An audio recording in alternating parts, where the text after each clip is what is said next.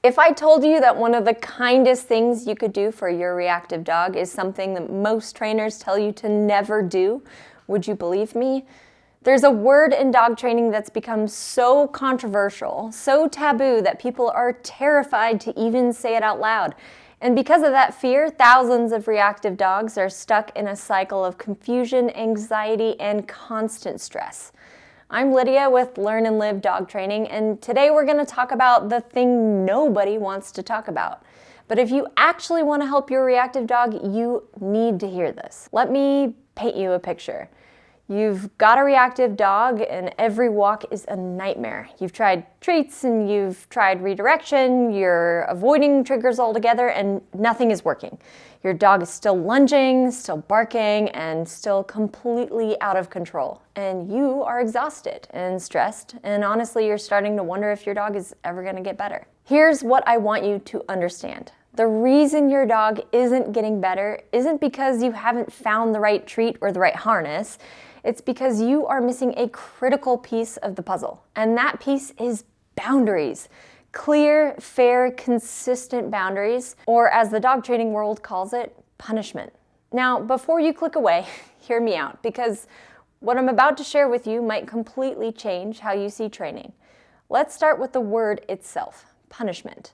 In dog training, punishment doesn't mean what you think it means. It doesn't mean hitting your dog. It doesn't mean yelling at them or scaring them or being cruel. Punishment in behavioral science simply means reducing the likelihood of a behavior from happening again. That's it.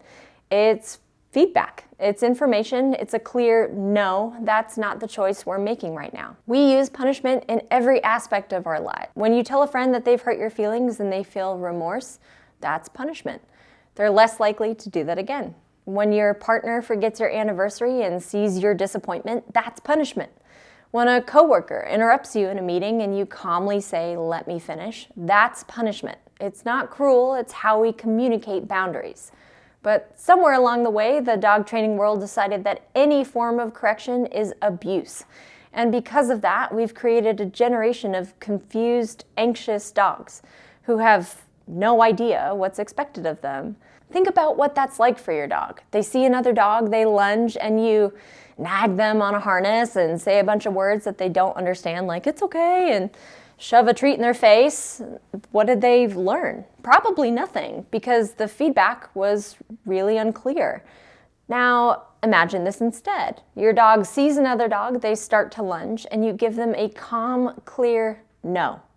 Then you allow them the space to make a different choice, and you reward it if it's a good one. Then they learn that lunging doesn't work, but checking in with you or walking calmly or sniffing the ground is all fine.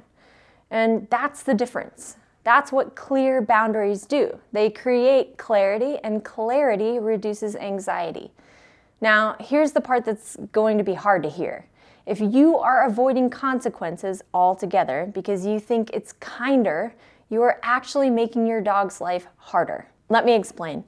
When you never tell your dog no, you're forcing them to figure out the rules on their own, and that creates massive anxiety.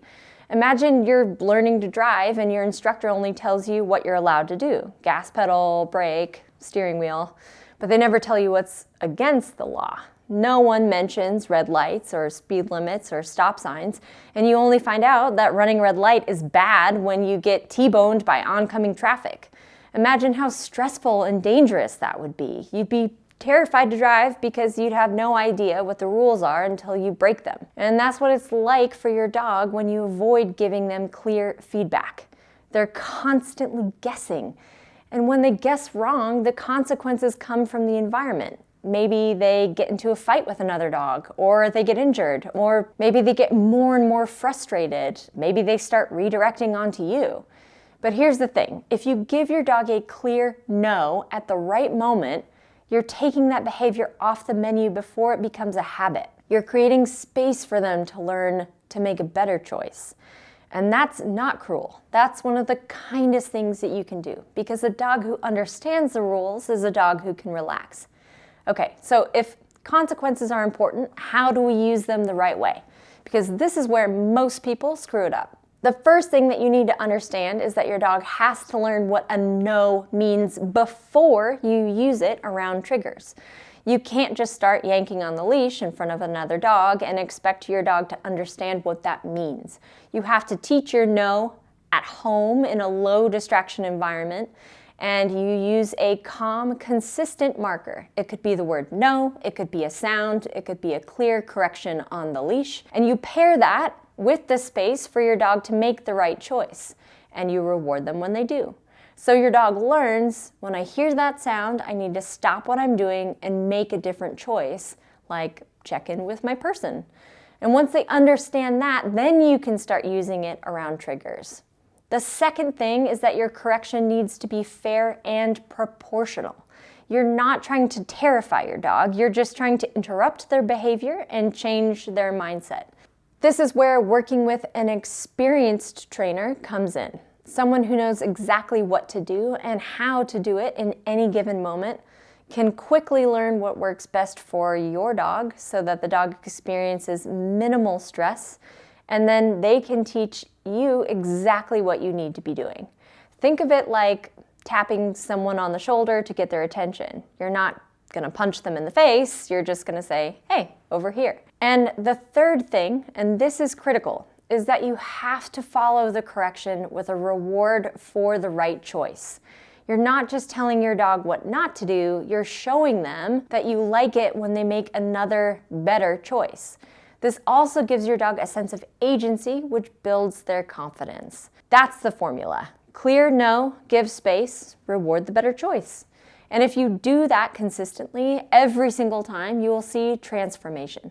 And we can get into what tools do and what is actually rewarding and motivational to your dog in other videos, but right now I want to be really clear about something. Consequences are just one piece of the puzzle. They are not the whole solution.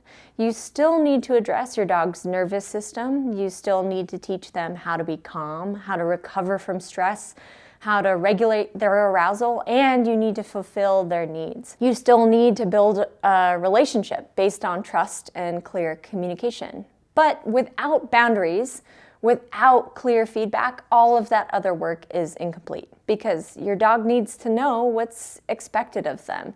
They need to know that you are in charge of managing the environment and that they can trust you to guide them. When you combine all of these pieces, stabilizing their nervous system, building clear communication, setting fair boundaries, and meeting their needs, that's when you get real lasting change. And that's what we do in our Thrive program. We don't just train your dog, we give you a complete system that addresses every piece of the puzzle. So here's what I want you to take away from this. Clear boundaries aren't cruel, they're kind. They give your dog the information that they need to make better choices. And when your dog knows the rules, they can finally relax. If you're afraid of using consequences because you've been told it's wrong, I want you to rethink that.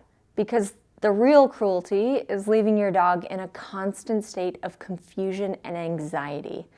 If you are in the Charlotte area and you want help building a complete training plan for your reactive dog, I've put together a free training that walks you through our entire system. The link is in the description below. And if this video challenged the way you think about training, hit that subscribe button and let me know in the comments because I would love to hear from you. And I'll see you in the next one.